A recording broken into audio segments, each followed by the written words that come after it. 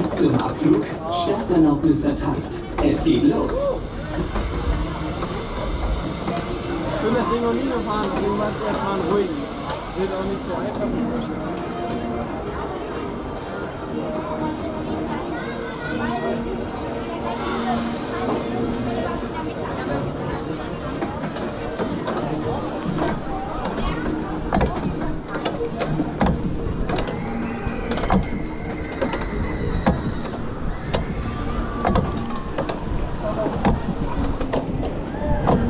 Piloten aufhören. Bevor wir abheben, verstaut bitte alle losen Gegenstände.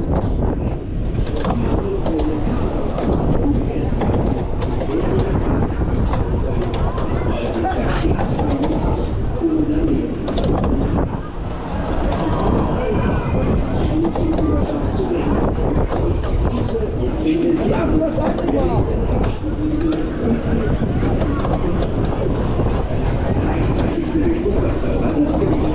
Anschließend geht es natürlich in die andere Richtung. Das so lange bis ihr den nächsten Punkt. In dem Moment müssen wir die Flügelposition nach oben. Die Bewegung der kommenden Stopp. Ihre Flügel in eine neutrale Stelle bringen oder Südrichtung.